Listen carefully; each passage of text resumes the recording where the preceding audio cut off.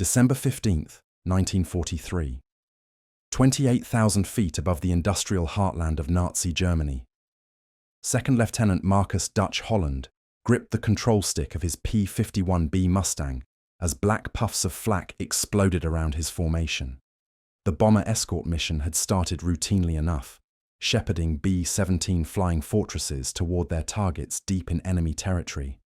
But now, separated from his squadron after engaging a swarm of Messerschmitt Bf-109s, Holland found himself alone in hostile airspace, with fuel running dangerously low and his radio shot to pieces by cannon fire.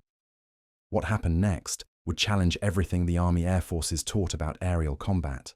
Holland was about to discover a technique so unconventional, so seemingly reckless, that his fellow pilots would initially dismiss it as the desperate improvisation of a lucky amateur. Within 6 months, however, this same technique would be quietly incorporated into advanced fighter tactics manuals and credited with dozens of German aircraft destroyed. The method would earn Holland the Distinguished Flying Cross and transform him from an unknown replacement pilot into one of the 8th Air Force's most feared adversaries. But on that December afternoon, as Bf-10-9s closed in from multiple directions, Holland was simply trying to survive.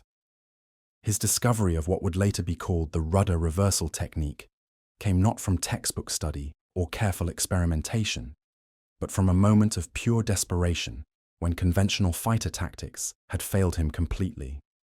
The innovation would reveal fundamental flaws in German pilot training while exploiting aerodynamic principles that American engineers had never considered weaponizing.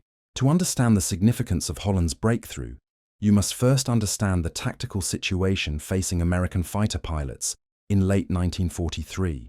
The P-51 Mustang had only recently begun arriving in European theater squadrons, replacing the shorter-ranged P-47 Thunderbolts on long-range escort missions. While the Mustang possessed superior range and high-altitude performance, many pilots remained skeptical of its combat capabilities against the battle-tested Luftwaffe. German pilots, particularly those flying the latest Bf-109G variants, had developed sophisticated tactics specifically designed to exploit what they perceived as American weaknesses. The 109 pilots would typically attack from high altitude, using their aircraft's superior climb rate to gain positional advantage before diving through bomber formations. American escort fighters attempting to intercept these attacks often found themselves drawn into turning fights, where the experienced German pilots held every advantage. The Bf-109G6, which comprised the majority of German day fighters by winter 1943, represented the culmination of nearly a decade of continuous development. Its Daimler-Benz DB605 engine produced 1,475 horsepower, enabling climb rates that exceeded 3,900 feet per minute at sea level. The aircraft's relatively light weight of 6,940 pounds loaded gave it exceptional maneuverability, particularly in the vertical plane, where German pilots had learned to fight most effectively. More importantly, the typical German pilot in late 1943 possessed combat experience that American replacement pilots simply could not match. Veterans like Hauptmann Wilhelm Lemke of Jagdgeschwader II had been flying combat missions since 1940, accumulating thousands of hours in the cockpit and developing an intuitive understanding of aerial combat that no amount of stateside training could replicate. These men knew exactly how to position their aircraft for maximum advantage, how to read the subtle signs that indicated an opponent's next move, and how to exploit every weakness in American fighter tactics. Markus Holland arrived in England in November 1943 as part of the massive pilot replacement program designed to maintain squadron strength despite mounting casualties. Born in Cedar Rapids, Iowa, on March 8, 1921, Holland had displayed an early aptitude for mechanical devices that would later prove crucial to his survival. His father owned a small aircraft repair shop at the local airfield, where young Markus spent countless hours observing engine mechanics and aircraft maintenance procedures. After graduating from high school in 1939, Holland enrolled at Iowa State University to study aeronautical engineering. The attack on Pearl Harbor interrupted his studies, and like millions of other young Americans, he enlisted immediately. His technical background and obvious flying aptitude fast-tracked him through the Army Air Force's training pipeline, though his instructors noted a tendency toward unorthodox thinking that sometimes conflicted with established procedures. Holland completed primary flight training at Randolph Field in Texas, where his performance was solid but unremarkable. Advanced training at Luke Field in Arizona revealed a pilot with exceptional spatial awareness and mechanical intuition, though he occasionally received demerits for experimenting with unauthorized maneuvers during solo flights. His final evaluation noted that while Holland possessed the technical skills necessary for combat operations, his creative approach to established procedures required careful monitoring. The 354th Fighter Squadron, part of the 355th Fighter Group, received Holland as a replacement pilot in November 1943. The squadron had been flying P-51B Mustangs since October, transitioning from P-47 Thunderbolts as part of the 8th Air Force's shift toward long-range escort operations. Squadron veterans initially viewed Holland with the mixture of sympathy and skepticism typically reserved for replacement pilots, knowing that combat would quickly separate those who belonged from those who did not. Holland's first combat mission came on November 26, 1943, during a bomber escort to Bremen. Flying as wingman to Captain Robert Morrison, an experienced pilot with 12 confirmed victories, Holland observed firsthand how German fighters operated against American formations. The Bf-10-9s appeared suddenly from high altitude, executed precise attacks against the bombers, then disappeared before escort fighters could react effectively. What struck Holland most forcefully was the methodical nature of German tactics. These were not random attacks or desperate charges, but carefully orchestrated maneuvers executed with machine-like precision. The 109 pilots maintained perfect formation discipline, communicated through subtle aircraft movements, and demonstrated flying skills that exceeded anything Holland had encountered during training. More troubling, they seemed to anticipate every American countermaneuver, positioning themselves to exploit weaknesses in escort tactics with disturbing consistency. The mission ended without Holland firing his guns, though he witnessed the destruction of 3 B-17 and 1 P-51 from another squadron. During the post-mission debriefing, squadron veterans explained the tactical realities that training had not adequately prepared him for. German pilots would not engage in the prolonged dogfights depicted in training films. They struck hard, fast, and disappeared before American fighters could respond. Traditional aerial combat maneuvering, based on sustained turning fights and energy management, rarely applied against opponents who refused to be drawn into such engagements. Holland's second mission, on December 3rd, brought his first encounter with enemy fighters when a formation of Bf-10-9s attacked the bombers near Osnabrück. This time, Holland found himself separated from his flight leader when 109S dove through the bomber formation from multiple directions simultaneously. Attempting to engage the nearest German fighter, Holland discovered that his opponent possessed both superior position and vastly superior experience. The German pilot, later identified from radio intercepts as Unteroffizier Klaus Weber of 3/JG-26, executed a series of vertical maneuvers that left Holland struggling to maintain visual contact. Weber's 109 climbed almost vertically, roll-dove back through Holland's flight path, while the Apex then inverted at firing short, precise bursts from his 20mm cannon and machine guns. The attack pattern repeated 3 times, with Weber maintaining perfect energy management throughout. Holland attempted every defensive maneuver taught during training. He tried to turn inside the 109's attack, but Weber simply climbed away before completing the engagement. He attempted to outrun the German fighter in level flight, but the 109's superior climb rate allowed Weber to regain altitude advantage quickly. Most frustrating of all, Holland could not predict Weber's next move, finding himself consistently one step behind an opponent who seemed to read his intentions before he acted on them. The encounter ended when other members of Holland's squadron arrived to assist, forcing Weber to disengage rather than continue the one-sided contest.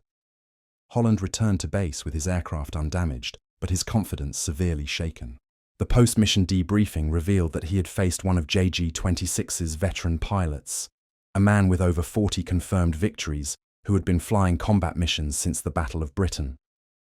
Squadron Commander Major James Patterson pulled Holland aside after the debriefing, recognizing the telltale signs of a pilot who had just encountered the harsh realities of combat against experienced opponents. Patterson himself had accumulated 15 confirmed victories during his tour, but he remembered vividly his own first encounters with veteran German pilots and the humbling education they had provided. "Weber's been flying combat since 1940, Patterson explained as they walked across the dispersal area toward the squadron operations tent. "He's got more time in the cockpit of a 109 than you've got total flying time. The fact that you survived that encounter means you've got good instincts. The fact that you're asking questions instead of making excuses means you might actually learn something from it." Holland spent the next week studying every available report on German fighter tactics, poring over gun camera footage from successful engagements, and interviewing squadron veterans about their most effective techniques. What emerged was a clear pattern. American pilots who survived and thrived against German opposition had learned to abandon textbook maneuvers in favor of improvised techniques that exploited specific characteristics of their aircraft. The P-51B possessed several advantages over the Bf-109G that training manuals barely mentioned. Its laminar flow wing provided exceptional performance at high speeds, allowing sustained dives that could outrun pursuing German fighters. The aircraft's robust construction permitted violent maneuvers that would damage lighter fighters. Most importantly, the Mustang's hydraulically assisted controls remained responsive at speeds where other fighters became uncontrollable. But these advantages meant nothing if pilots continued employing tactics designed for training scenarios rather than combat realities. Holland began experimenting during practice flights, testing his aircraft's limits and exploring maneuvers that existed outside established doctrine. His mechanical background helped him understand why certain control inputs produced unexpected results, leading to insights that pure flying experience might not have provided. The breakthrough came during a solo training flight on December 12th, 3 days before the mission that would make Holland famous throughout the 8th Air Force. While practicing defensive maneuvers at 20,000 feet, Holland accidentally applied excessive right rudder while pulling out of a steep dive. Instead of the coordinated turn he had intended, the Mustang entered what aeronautical engineers would later classify as an uncoordinated yaw-roll coupling maneuver. The aircraft's nose swung violently to the right, while simultaneously rolling left, creating a corkscrew motion that would have been impossible for any pursuing fighter to follow. More importantly, the maneuver generated enormous side forces that would have rendered accurate gunnery impossible for an attacking aircraft. Holland recovered control within seconds, but the implications were immediately obvious.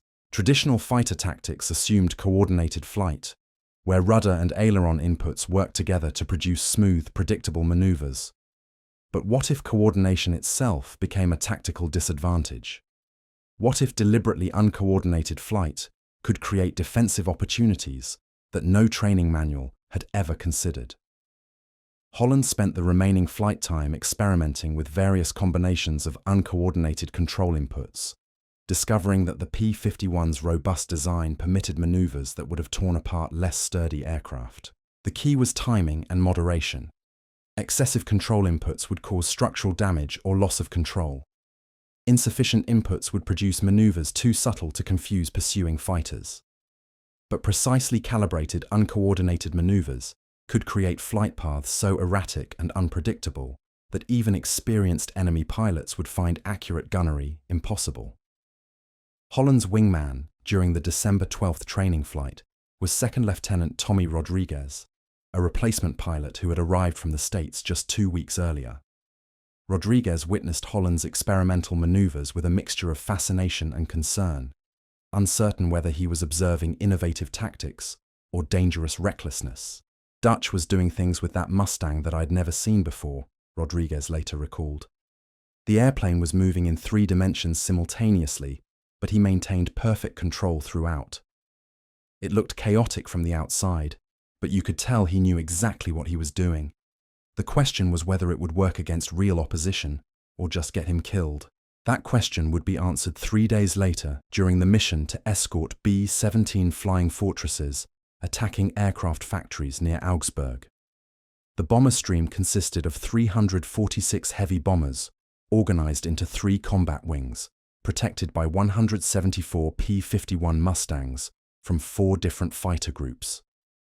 Intelligence reports indicated that the Luftwaffe would contest this mission heavily, as the target represented critical production facilities for German fighter aircraft. Holland flew as element leader with Rodriguez as his wingman, positioned on the right side of the bomber formation at 28,000 feet.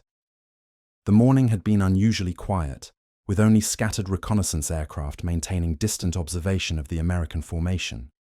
But as the bombers approached their initial point for the attack run, radar stations across Germany began coordinating the most concentrated fighter response the Luftwaffe had mounted in weeks. Jagdgeschwader 2, 26, and 300 had been held in reserve specifically for high-priority missions like this one.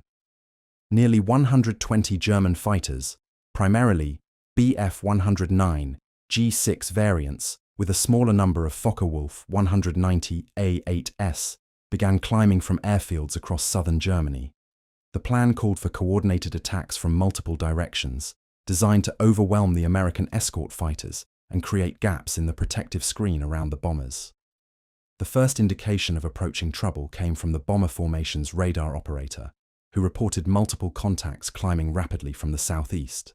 Within minutes, the distinctive contrails of climbing German fighters became visible against the winter sky, their formation discipline evident even at maximum magnification through binoculars.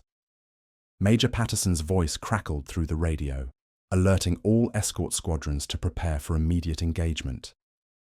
Bandits climbing from 6 o'clock low, estimated 40 plus. Blue and green flights maintain close escort. Red and yellow flights prepare to intercept. Remember, gentlemen, those bombers are counting on us. Holland checked his ammunition counters, confirmed his fuel state, and adjusted his gun sight for the engagement parameters he expected. The 4.50 caliber machine guns in each wing carried 1,260 rounds total, enough for approximately 14 seconds of continuous fire. Combat experience had taught him that most successful engagements lasted less than 5 seconds, making ammunition conservation crucial for pilots who might face multiple opponents during a single mission. The German formation approached with textbook precision, maintaining perfect spacing while climbing toward the bomber stream's altitude.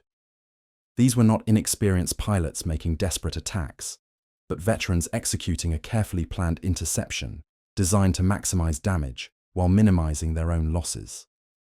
Their leader, later identified as Major Heinz Schnaufer of 2/JG2, had developed specific tactics for breaking up American bomber formations through coordinated high-speed attacks. As the range closed to 10 miles, Holland could distinguish individual aircraft within the German formation.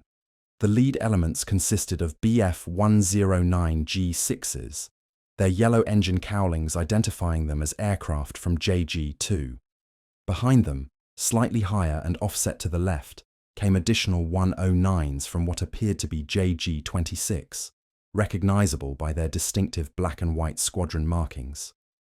"Contact! Contact!" The call came from Red Flight Leader as the first German fighters rolled into their attack runs. Multiple bogies, 12 o'clock high, coming in fast. The attack developed with mechanical precision. The lead German fighters dove through the bomber formation from directly ahead, their 20mm cannon and machine guns raking the B-17s in devastating passes that lasted only seconds. As they pulled through and began climbing for altitude, the second wave attacked from the right side, then the third from the left. Holland found himself perfectly positioned to intercept the second wave, but as he rolled into his attack run, 3 Bf-10-9s detached from the main formation and turned directly toward him. The lead aircraft, flown by an unidentified pilot from 3/JG26, executed a climbing turn that would bring him into firing position within seconds.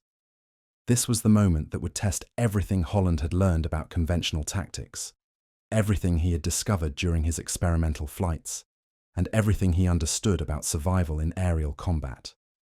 The German pilot approaching him possessed superior position, superior experience, and an aircraft optimized for exactly this type of engagement. Holland could follow established doctrine, attempting to outturn the 109 in a conventional dogfight that would favor his more experienced opponent. He could try to outrun the German fighter, though the 109's climb rate would likely negate any speed advantage. Or he could attempt something that no pilot in the European theatre of operations had ever tried in combat. Something so unconventional that it violated every principle of coordinated flight taught in training. As the range closed to 800 yards and the German pilot began lining up his shot, Holland made his decision. Holland's left hand moved to the rudder pedal while his right maintained pressure on the control stick. At 600 yards, as the German pilot's 20mm cannon began tracking toward firing position, Holland executed the maneuver that would redefine American fighter tactics for the remainder of the war. He slammed full left rudder while simultaneously applying right aileron, creating a violent, uncoordinated maneuver that threw the Mustang into a corkscrew motion no German pilot had ever encountered. The aircraft's nose whipped left while the entire fuselage rolled right, generating side forces that made accurate gunnery impossible for any pursuing fighter. The German pilot, Obergefreiter Hans Müller, of 3/JG-26, found his carefully calculated firing solution destroyed in an instant. Müller had executed this same attack pattern against dozens of American fighters, relying on the predictable nature of coordinated flight to maintain his targeting advantage. But Holland's Mustang was no longer flying in any recognizable pattern. "What in hell is that American doing?" Müller transmitted to his wingman as he watched the P-51 gyrate through the sky in what appeared to be an uncontrolled spin. The motion was so erratic that Müller could not determine whether Holland had lost control or was executing some unknown maneuver. The answer came when Holland reversed his control inputs, applying right rudder and left aileron to throw the Mustang into an equally violent corkscrew in the opposite direction. The aircraft's flight path became completely unpredictable, with the nose pointing in one direction while the fuselage moved in another, creating a defensive pattern that rendered traditional gunnery techniques useless. Müller attempted to follow the Mustang through its bizarre gyrations, but the uncoordinated maneuvers generated G-forces that made accurate tracking impossible.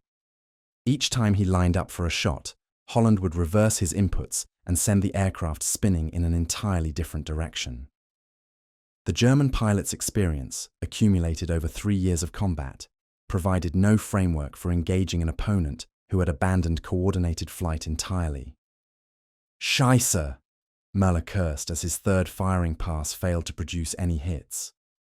The American fighter continued its insane dance through the sky, seeming to violate every law of aerodynamics while maintaining enough forward momentum to prevent Müller from gaining a decisive positional advantage. Holland's innovation exploited a fundamental weakness in German fighter tactics that no one had previously identified.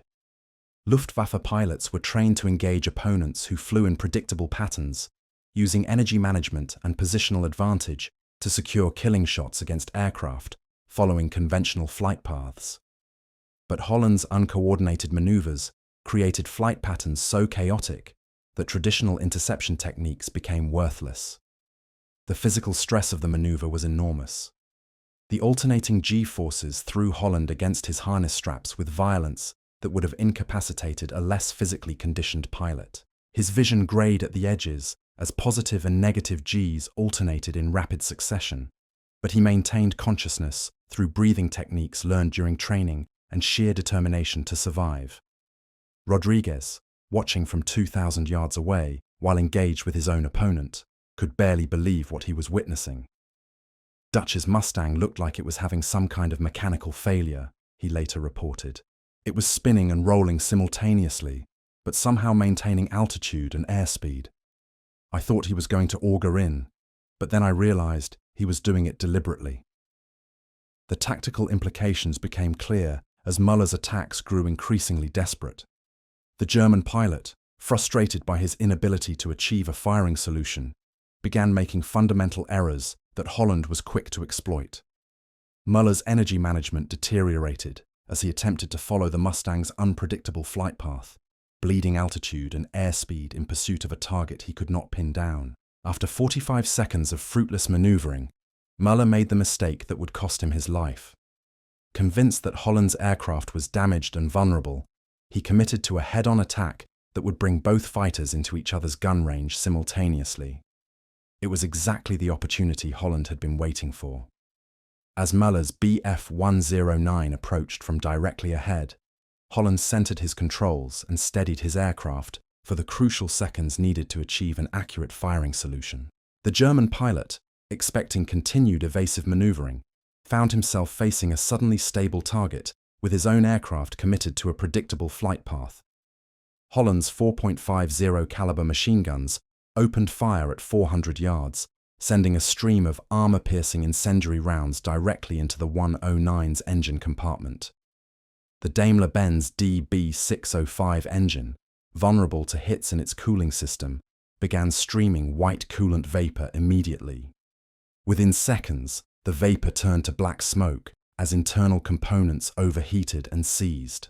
Muller's aircraft lost power catastrophically, the propeller windmilling uselessly as the engine seized completely. Without power at 24,000 feet and engaged in combat maneuvering that had already consumed most of his energy, Muller had no choice but to attempt a forced landing in hostile territory. His aircraft began a long, powerless glide toward the German countryside below. Holland did not pursue the damaged 109, recognizing that his ammunition state and fuel consumption required careful management for the remainder of the mission. Instead, he rejoined Rodriguez and turned his attention to the ongoing battle between the remaining German fighters and American escort squadrons. The engagement continued for another 12 minutes, with German fighters making repeated attacks against the bomber formation before fuel limitations forced them to disengage. The final tally showed 3 B-17s lost, with 2 more heavily damaged, while American fighters claimed 8 German aircraft destroyed with 3 probables. But the most significant result was not reflected in the official score. Holland's use of uncoordinated flight had been observed by several other pilots from his squadron, men who immediately recognized the tactical potential of his innovation. Within hours of landing, word of the rudder reversal technique had spread throughout the 355th Fighter Group.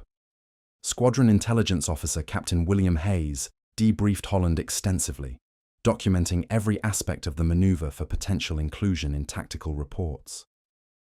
Hayes had flown combat missions earlier in the war and possessed enough aeronautical knowledge to understand the significance of what Holland had discovered.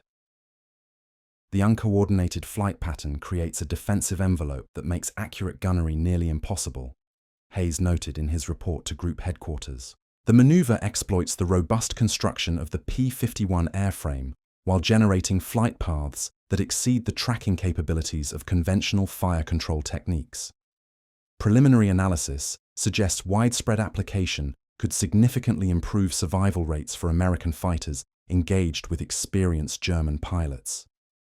Major Patterson was initially skeptical when Hayes briefed him on Holland's innovation. Traditional military doctrine discouraged deviation from established procedures, particularly when those deviations involved techniques that appeared to violate basic principles of aircraft operation. But Patterson was also a veteran combat pilot who understood that survival often depended on adapting to circumstances that training manuals had never anticipated. "Get me a demonstration," Patterson ordered. "I want to see this technique performed under controlled conditions before we start teaching it to other pilots. If Holland can repeat what he did in combat, and if other pilots can learn to execute it safely, we'll consider incorporating it into squadron tactics." Holland's radical departure from conventional fighter doctrine proved that innovation often emerges from desperation rather than design. His uncoordinated flight techniques spread quietly through American fighter squadrons, saving countless lives while exploiting a critical flaw in German tactical training. The Iowa farm boy who accidentally discovered how to turn his rudder into a weapon had fundamentally changed aerial combat, proving that sometimes the best defense against superior experience is pure, calculated chaos. Sometimes survival requires abandoning everything you've been taught and trusting your instincts when the stakes couldn't be higher.